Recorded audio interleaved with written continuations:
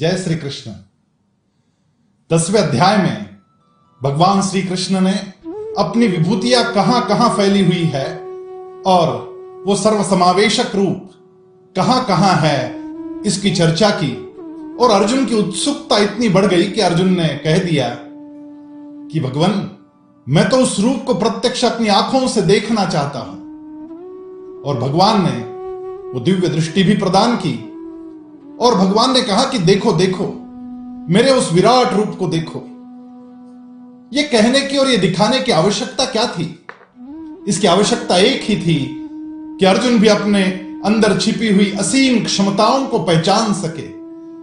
और जब व्यक्ति को अपनी असीम क्षमताओं का परिचय हो जाता है तो निश्चित ही रूप से उसका काम शतगुना सहस्र गुना बढ़ जाता है। उसको अपने अंदर छिपी सारी शक्तियां दिखने लगती है। फिर वो शब्द शक्ति हो, वो आत्मशक्ति हो, वो संगठन शक्ति हो, वो बौद्धिक शक्ति हो, वो शारीरिक शक्ति हो या अन्य किसी भी प्रकार की शक्ति। भगवान कहते हैं, पश्य मे पार्थ रूपाणि शतशोथ सहस्रशः नाना विधान दिव्यानि नाना वर्णाकृतीनि च। भगवान कह रहे कि देखो देखो, मेरा सहस्र रूप देखो, मेरे अनेकानेक रूप देखो। और भगवान ने जब अपना विराट रूप दिखाना आरंभ किया तब अर्जुन देखता ही रह गया। जब व्यक्ति स्वयं के अंदर छिपे इन असीम क्षमताओं को, अपने ही विराट स्वरूप को जब पहचानता है तब उसे हर चीज अलग नजरिए से देखने की आदत सी लग जाती है। हमारा ही अपना एक कारखाना है।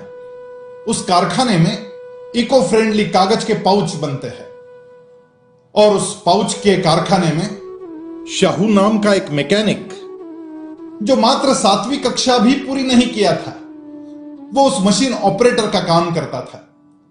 जब जापानीज टेक्नोलॉजी से जो व्यवस्थापन शास्त्र है उसके कैजन का काम उस कारखाने में शुरू हुआ तो हर आदमी ने अपना नजरिया बदलना आरंभ किया।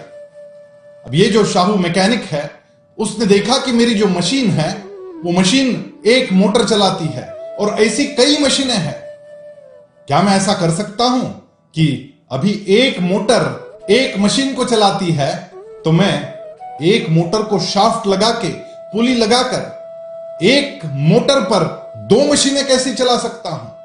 उसने प्रयोग किए और वो प्रयोग में सफल रहा। जब उसको शाबाशी मिली, जब उसका सम्मान किया गया तो उसका उत्साह और भी बढ़ गया।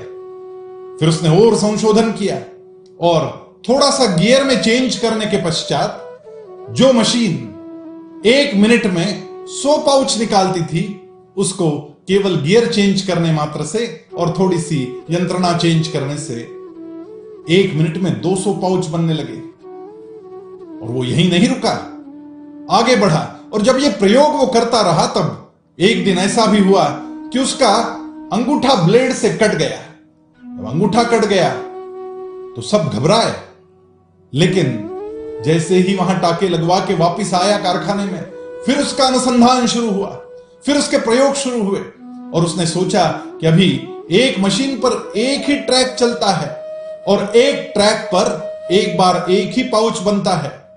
क्यों ना मैं ऐसा कुछ कर दूं कि जिससे एक बार में 2 पाउच बनने लग जाए। पहले तो उसने जब मोटर चेंज की थी तब इलेक्ट्रिसिटी का बिल बच गया था। जब उसने मशीन का स्पीड डबल कर दिया तब आधे मशीन वहां से निकाल दिए गए। वो सारे जो ऑपरेटर्स थे उनको दूसरा काम दे दिया गया। अब उसने एक ही मशीन पर जब 2 ट्रैक शुरू किए तब स्वाभाविक रूप से और आधे मशीन निकल गए। सब तरीके से बचत की गई, इलेक्ट्रिसिटी की बचत हुई, समय की बचत हुई और आदमियों की भी बचत हुई, श्रम बच गए।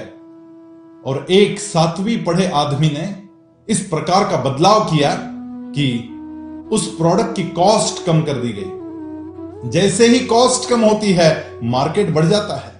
स्वाभाविक रूप से जिसने अपने अंदर की असीम ऊर्जा को पहचाना, क्षमताओं को पहचाना और वो आगे बढ़ा, ऐसा जब घटता है तो स्वाभाविक रूप से आदमी यशस्वी बनता आगे बढ़ता जाता है और उसको अपने स्वयं के शक्तियों का परिचय हो जाता है तो उसका आत्मविश्वास भी बढ़ता है।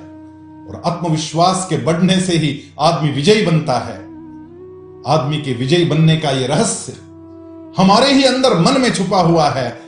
उस मन की असीम ऊर्जा को पहचानो, अपने ही विराट रूप को पहचानो और आगे बढ़ो। जय श्री कृष्ण।